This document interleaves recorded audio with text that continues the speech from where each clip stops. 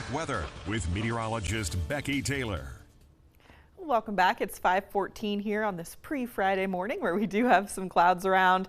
We're eventually going to see a better chance for rain starting tomorrow, but we could still see a couple little isolated showers here through this morning. Central Topeka looks good. We're at 52 degrees right now. We have not really seen any rain apart from just a few sprinkles here and there through the night.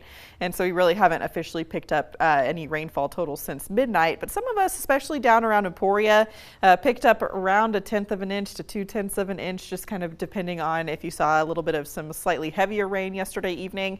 Our wind speeds this morning are pretty calm. They're only running around 3 miles per hour if you do have a little bit of a breeze currently. And as we go through this afternoon, our winds will eventually pick up just a little bit through the afternoon hours, like peak heating of the day.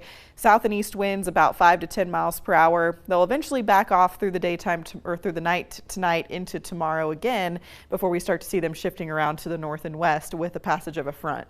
Now our temperatures are ranging from the 50s to the south up into the 30s to the north, and that's all just dependent on if you have clouds or not. So where we've got those clear skies overhead, we're down to 37 in Marysville, 43 at Concordia. To the south of I-70, we've got those 50s sitting at 50 degrees at Burlington, Emporia, and Junction City here to start with. Later this afternoon, we're going to all warm up into the mid 60s, maybe some lower 60s to the south and east, as our clouds will be a little bit thicker in those locations. But as we go throughout the night, we'll all drop back into the middle 40s, and eventually we'll see that rain moving in tomorrow. So high temperatures probably happening around lunchtime, and as that rain moves in from the west, our numbers are going to be falling as we go throughout the afternoon. So probably dropping back into the lower 50s by the time you head home from work and school on Friday. There's a current look at our satellite and radar with our isolated showers, mostly in our southern counties. Still not out of the question to see a few of those moving through as we go throughout the morning, but by the time we get to lunchtime, I do think that those are going to be coming to an end.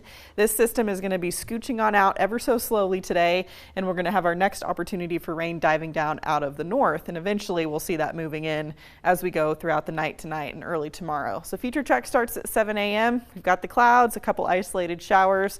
As we go throughout the nighttime, maybe seeing some breaks in the cloud cover briefly overnight before we start to see that rain trying to build in by early tomorrow. This is at 6:30 a.m. Showers start to move through in our western counties in the morning hours.